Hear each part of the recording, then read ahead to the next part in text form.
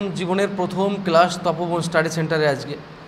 তো এই তপবন study centre তোমাদের জীবনে যে জায়গাটা দখল করে নেবে বা দখল করে আছে এখনও, তোমরা এখানে যারা পড়তে এসেছো আজকে, তোমাদের দাদা দিদি বা মাসি পিসি বা এমন রিলেটিভরা, প্রচুর মানুষজন তারা এখান থেকে পড়ে চাকরি পেয়েছে, বা তোমরা বিভিন্ন মাধ্যম থেকে শুনে তোমরা হয়তো আজকে এখানে এসেছো। তো আমি তোমাদের এই সুযোগে একটা কথা বলি যে যারা চাকরি পেয়েছে সব ঠিক আছে, কিন্তু তোমার চাকরি পাওয়াটাও তেমনটাই গুরুত্বপূর্ণ যেমন তারা পেয়েছে। তাই তারা পেয়েছে, তাদের আনন্দে না থেকে এখন নিজেরাও কিভাবে আমরা পেতে পারি সেই পরিকল্পনা, সেই প্ল্যান, সেই ইন্টেন্সিটি নিয়ে তোমাদেরকে এখন লড়াই করতে হবে। আর এটাও একটা যুদ্ধক্ষেত্র বলা যায়। কেন যুদ্ধক্ষেত্র বলছি এটা? তার কারণ এখানে এসে যে যুদ্ধে যাবার জন্য মানুষের যে প্রিপারেশান থাকে, বা কোনো যোদ্ধা যারা সৈনিক দেখবে সারা বছরের প্ল্যান থাকে তাদের, 2 বছর 5 বছর ধরে যুদ্ধ করবে, তার প্রস্তুতি করতে থাকে করে। যুদ্ধ কিন্তু একদিন বা 2 দিন বা 1 মাস 2 মাস করবে, প্রিপারেশান তার প্ল্যান বহুদিন ধরে চলতে থাকে। তো আমাদেরই তেমন, আমরা কোনো একটা পরীক্ষায় হয়তো পাশ করে চাকরি পাবো, কিন্তু তার জন্য আমরা বহুদিন ধরে সেই চাকরির পরীক্ষায় কিভাবে তৈরি হব, কিভাবে পারফর্ম করব, কিভাবে চাকরিটা পাবো, সেটা কিন্তু আমরা সর্বদা তার জন্য লড়াই করতে থাকব, তাই না? আমরা যদি জানতাম যে আমি 2 মাস পরে চাকরি পাবো, 6 মাস পরে চাকরি পাবো, তাহলে তো এত কিছু চিন্তাই করতাম না। আমি 3 মাস আগে থেকেই পড়া শুরু করতাম। কেউ জানে না এখানে আমরা যতজন বসে আছি, বা যারা লাইফে বসে থেকেছে এখানে, তারা কিন্তু কেউ জানে না যে চাকরি পাওয়ার জন্য কতটা পথ হাঁটতে হবে। তাহলে তো এস্টিমেট করে নিতে পারতো আগে। তো এর একটাই রাস্তা, যেদিন চাকরিটা তোমার হয়ে যাবে সেদিন বুঝবে যে আমার চাকরিটা হয়েছে। তার আগে কিন্তু তোমার পক্ষে এস্টিমেট করা সম্ভব না। তাই এই যাত্রাপথের কোনো অংশে বা কোনোভাবেই নিজেকে ইম্পর্ট্যান্টলেস ভাববে না। প্রচুর পড়াশুনো করতে হবে, সাথে তোমার চিন্তা শক্তিকে উন্নত করতে হবে, এবং নিজেকে আরও মোটিভেট থাকতে হবে যাতে চাকরি তুমি পাও। তার কারণ হচ্ছে এই জগতেই বলবো বেঁচে থাকার জন্য কিন্তু প্রত্যেকটা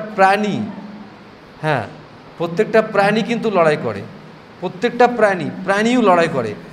আর আমরা তো মানুষ, আমাদের বেঁচে থাকতে গেলে লড়াই তো ম্যান্ডেটারি, তাই নয় কি?